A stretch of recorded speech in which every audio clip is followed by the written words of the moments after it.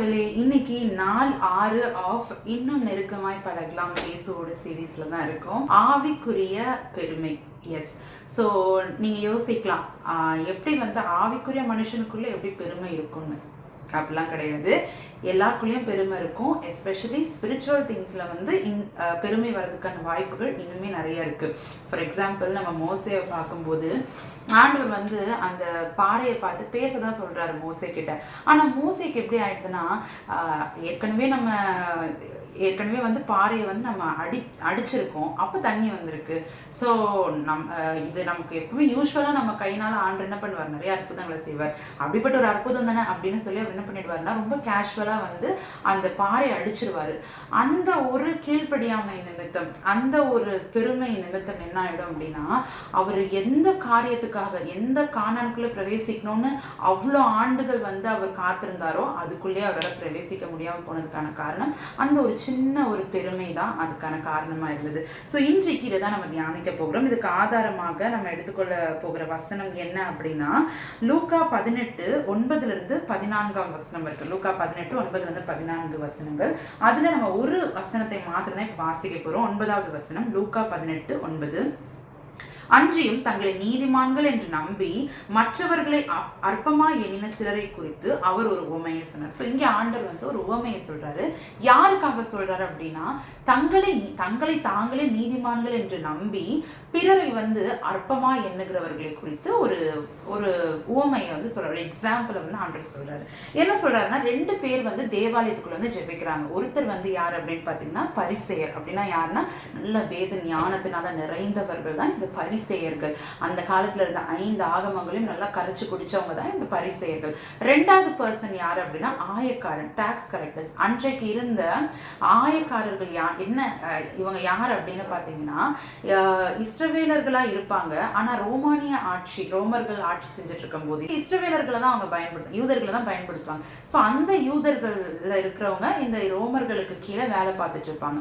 So இந்த அவங்க ஆயக்காரர், tax collectors அப்படின்னு சொல்லுவாங்க. ஸோ அந்த காலத்துல இவங்களை ரொம்ப கேவலமா, ஏன்னா அநியாயமா நீ டாக்ஸ் வாங்குற அப்படின்னு சொல்லி அவங்கள ரொம்ப அற்பமா எண்ணுவாங்க. நீ இப்படி பாவம் பண்ற, நீ பாவி அப்படின்னு சொல்லி அவங்கள ரொம்ப அற்பமா எண்ணுவாங்க. அப்போ அப்படிப்பட்ட ஒரு ஆயக்காரன், 2 பேர் போறாங்க, பரிசேயன், ஆயக்காரன். இது இந்த பரிசேயன் ஒரு ஜெபம் பண்றான் ஆண்டவர் இடத்துல. அவன் என்ன சொல்றான் அப்படின்னா, நான் எப்படி இருக்கிறேன்னா, இந்த பரிகாரர், அநியாயக்காரர், விபச்சாரக்காரர் இவங்கள மாதிரிலாம் இல்லாம நான் கரெக்டா இருக்கிறேன். நான் மற்ற மனுஷரை போல இல்லாம நான் வாரத்துல 2 நாள் உபவாசிக்கிறேன், தசமபாகம்லாம் ரொம்ப சரியா செலுத்துறேன். அதனால நீங்க என்ன அப்படி வச்சிருக்கிறதுக்காக நான் உங்களை ஸ்தோத்திரிக்கிறேன் அப்படின்னு சொல்லி இவ்வளோ லிஸ்ட் நான் இதெல்லாம் பண்றேன் அப்படின்னு சொல்லிட்டு, இவங்களை மாதிரிலாம் நான் மோசமானவனா இல்லை பார்த்தீங்களா, அதுக்காக நான் உங்களை ஸ்தோத்திரிக்கிறேன் ஆண்டவரே அப்படின்னு சொல்லி ஒரு ஜெபத்தை ஏறெடுக்கிறான். அடுத்தது பார்த்தீங்கன்னா, இந்த ஆயக்காரன் அவனுமே அந்த இடத்துல அவன் என்ன பண்றான்னா, அவனுடைய பாவங்கள், அவனுடைய குறைகள், அது எல்லாவற்றையும் அவன் ஆண்டவருடைய சமூகத்துல அதெல்லாம் அவன் நினைச்சு பார்க்கும்போது அவருக்கு நேரா தன்னுடைய கையை உயர்த்த முடியாதபடிக்கு அவன் எப்படி இருக்கிறான்னா, நெஞ்சில அடிச்சு நான் பாவியாக என் மேல கிருபையா இருங்க அப்படின்னு சொல்லி அவன் தாழ்மையா ஒரு ஜெபத்தை ஏறெடுக்கிறத நம்ம அங்க பார்க்கிறோம். அப்போ இந்த 2 ஜெபத்தையும் ஆண்டவர் கம்பேர் பண்ணிட்டு என்ன சொல்றாரு அப்படின்னா, இந்த 2 பேர்ல யார் நீதிமானாக்கப்பட்டா தெரியுமா, அந்த ஆயக்காரன் தான் நீதிமானாக்கப்பட்டான் அப்படின்னு சொல்லி ஆண்டவர் சொல்றாரு. இது எங்க பார்க்கிறோம் அப்படின்னா, அதே அதிகாரம் 18, லூக்கா 18:14 வசனத்துல, அவன் அல்ல இவனே நீதிமானாக்கப்பட்டவனாய் தன் வீட்டுக்கு திரும்பி போனான் என்று உங்களுக்கு சொல்லுகிறேன். இவன் என்ன பண்ணிருக்கான், நீதிமானாக்கப்பட்டவன். அப்போ அவனுடைய ஜெபம் பாவியாக என்மேல் கிருபையா இருங்க அப்படின்னு அவன் சொன்னான் பார்த்தீங்களா, அதுக்கு ரிப்ளை என்னது, ஆண்டவர் நீ நீதிமானாக்கப்பட்டாய் அப்படின்னு சொல்லி அவனுடைய ஜெபத்துக்கு பதில் வந்தாயிற்று அப்படின்னு சொல்லி ஆண்டவர் சொல்லுகிறதை நாம் பார்க்கிறோம்.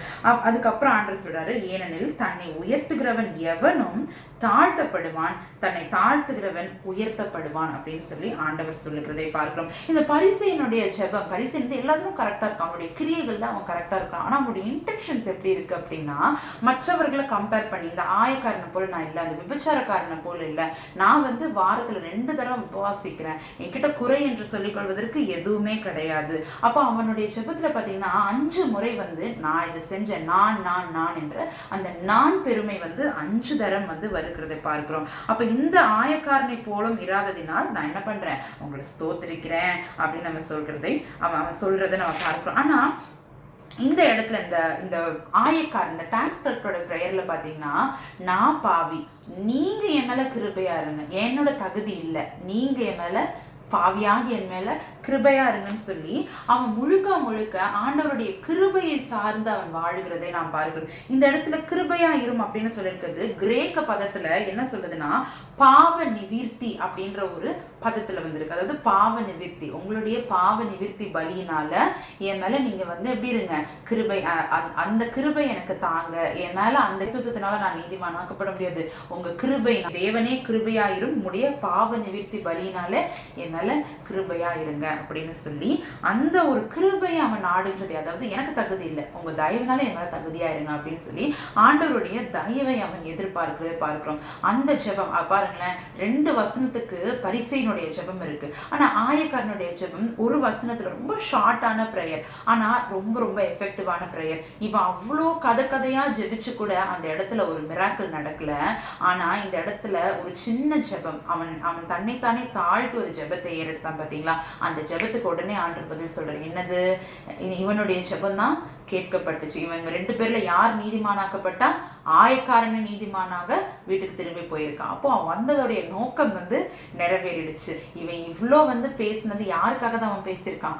மனுஷனுக்காக தான் பேசியிருக்கான். அவன் எங்கேயுமே ஆண்டவரை கனப்படுத்துற மாதிரி அவனுடைய ஜெபம் எந்த இடத்துலயுமே ஆண்டவரை முக்கியத்துவப்படுத்தி ஆண்டவரை கனப்படுத்துற ஒரு ஜெபமாக இருக்கல என்பதை நம்ம இன்னைக்கு பார்க்கணும். சரி, நம்ம 2 காரியங்களை பார்த்திருக்கோம், 2 ஜெபங்களை பார்த்து. ஒருத்தனுடைய ஜெபம் தன்னை புகழ்ந்து தன்னுடைய ஆவிக்குரிய காரியங்கள். இதுல நம்ம பார்க்கும்போது அவன் என்ன காரியத்தை மேன்மையா சொன்னான்? ஏதாவது நான் பணம் வச்சிருக்கேன் அதனால நான் நல்லவன் அப்படின்னு சொன்னானா? நான் வசதியா இருக்கேன் அதனால அப்படி சொன்னான்? இல்ல, எல்லாமே என்ன காரியத்தை தான் அவன் சொன்னான்?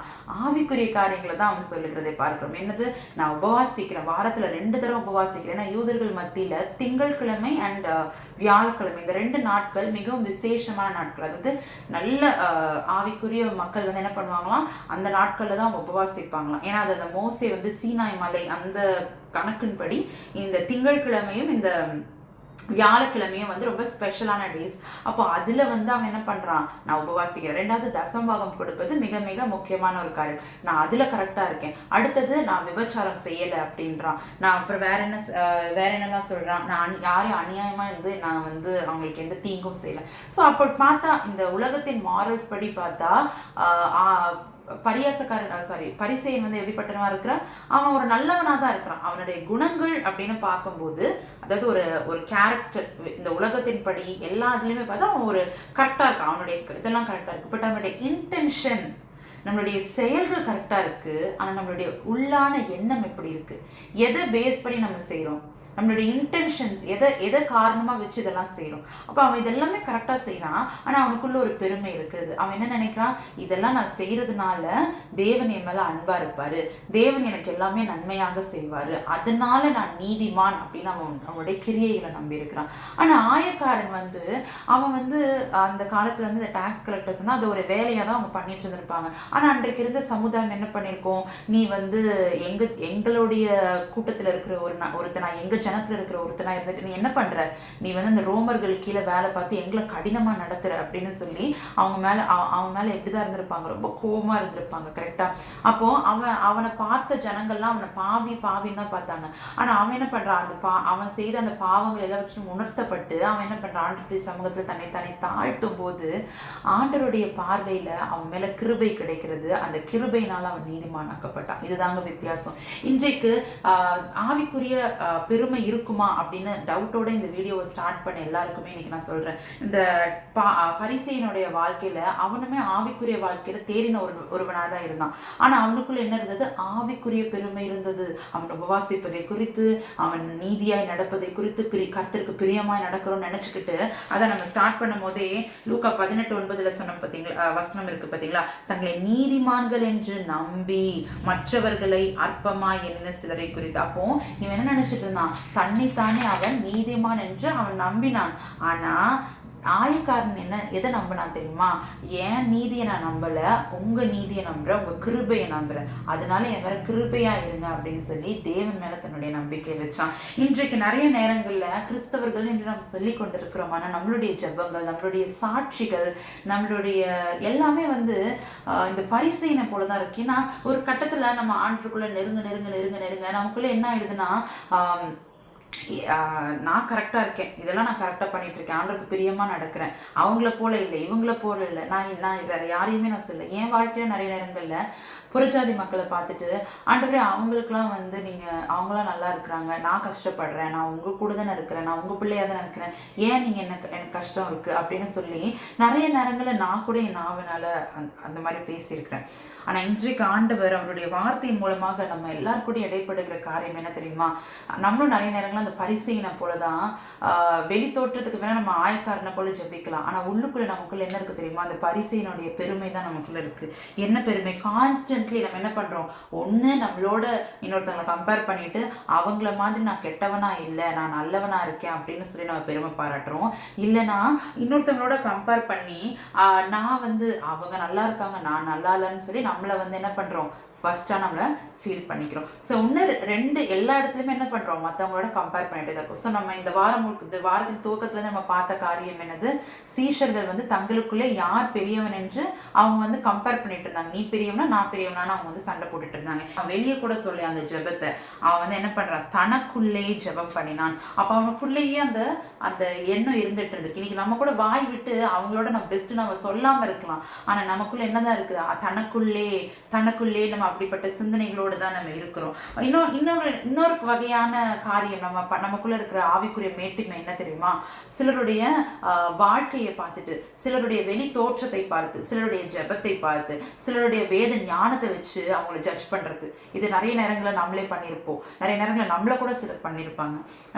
உனக்கு ஒன்றும் தெரியாது, உனக்கு இதெல்லாம் தெரியாது, வேதத்தின் ரகசியங்கள்லாம் உனக்கு தெரியாது, அவங்களுக்கு தெரியாது, அவங்க அந்த அளவுக்கு அந்த விஷயத்துல எக்யூப்டு கிடையாது, அந்த அளவுக்கு அவங்க இன்னும் வளரல அப்படின்னு சொல்லி நம்ம நிறைய நேரங்கள் என்ன பண்ணுவோம், நம்மளுடைய ஊழியத்தை வைத்து நம்ம மேட்டிமை பாராட்டுகிறோம். இதில் நம்ம மிக மிக ஜாக்கிரதையா இருக்கணும். இந்த வீடியோ பார்க்குற ஊழியம் செய்கிற பிள்ளைங்களா இருக்கிறீங்க, இல்லை இப்போதான் ஆண்டுகள் நீங்கள் வளர்ந்துட்டு இருக்கீங்க அப்படின்னா ஆண்டுறதுனால நமக்கு உணர்த்துகிற காரியம் என்ன தெரியுமா? ஒரு வேளை இன்னொருத்தங்க ஊழியம் செய்யலை, இன்னொருத்தங்க ஆண்டவர் தேடலை அப்படின்றதுதான் அவங்கள நீங்கள் குறைச்சி மதிப்பிட்டு கொண்டு இருக்கிறீங்களா? ஆண்டுறதுனால உங்களுக்கு நமக்கு தான் ஆண்டவர் பேசுறாரு. என்ன பேசுறாரு அப்படி நம்ம நினைக்கிறோம் அப்படின்னா இந்த வார்த்தை மூலமா ஆண்டு நம்ம கூட பேசுறாரு. என்ன அப்படின்னா 1 கொரிந்தியர் 9:16 விஷயத்தை நான் பிரசங்கித்து வந்தும் மேன்மை பாராட்ட எனக்கு இடமில்லை, அது என் மேல் விழுந்த கடமையா இருக்கிறது. சுவிசேஷத்தை நான் பிரசங்கியாதிருந்தால் எனக்கு ஐயோ. அதாவது சுவிசேஷத்தை நான் பிரசங்கித்து வந்து மேன்மை பாராட்ட எனக்கு எதுவுமே இல்லை. நான் ஊழியம் செய்யறேன், நான் ஆண்டருக்காக ஊழியம் செய்யறேன்னு சொல்றதுல நம்ம பெருமை பாராட்டுறதுக்கு எதுவுமே இல்லை. ஏன்னா அது நம்ம மேல விழுந்த கடமை. ஆண்டு நம்ம ஒவ்வொரு கிறிஸ்தவனுக்கும் ஆண்டு கொடுத்த கடமை அது. அந்த கடமையை செய்யறதுல இன்னைக்கு நமக்குள்ள பெருமை வருது அப்படின்னா நமக்கு ஆண்டு என்ன சொல்றாரு? 1 கொரிந்தியர் 9:16 எனக்கு ஐயோ.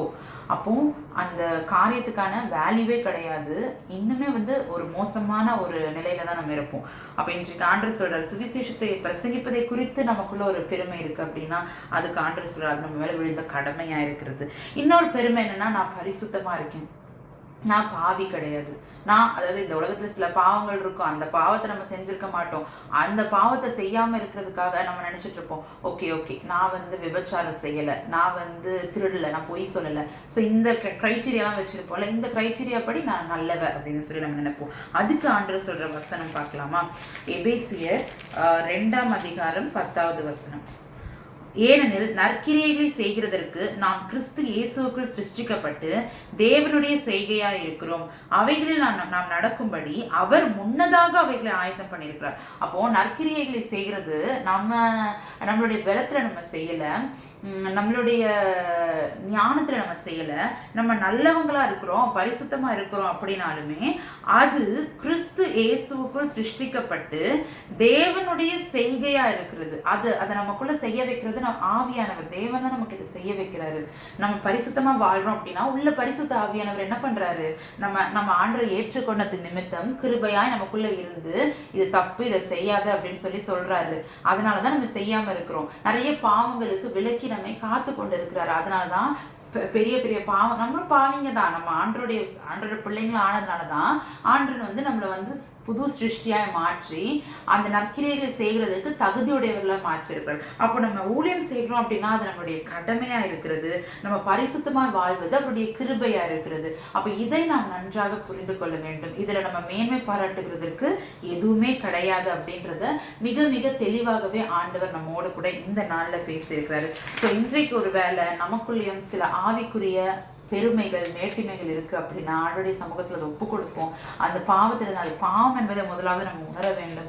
உணர்ந்து அதிலிருந்து நம்ம வெளியே வரும்போது நிச்சயமாகவே ஆண்டவர் இன்னும் மகிமையா நம்ம எடுத்து பயன்படுத்துவார். அந்த பெருமை இருக்கிற வரைக்கும், அதான் வசனம் சொல்லுதுல, தன்னைத்தானே தாழ்த்துகிறவன் வந்து உயர்த்தப்படுவான், உயர்த்துகிறவன் தாழ்த்தப்படுவான். பெருமை ஆண்டு வந்து எதிர்க்கிற ஒரு காரியம். ஆண்டு வந்து நம்ம எதிர்க்கவே மாட்டார். அவர் நம்ம ரொம்ப நேசிக்கிற ஒரு தேவன். அவர் நம்ம கூட நமக்கு துணையாளராக இருக்கிற தேவன். ஆனா அந்த தேவன் நம்மளை எதிர்ப்பேன்னு சொல்றாரு only when we are prideful.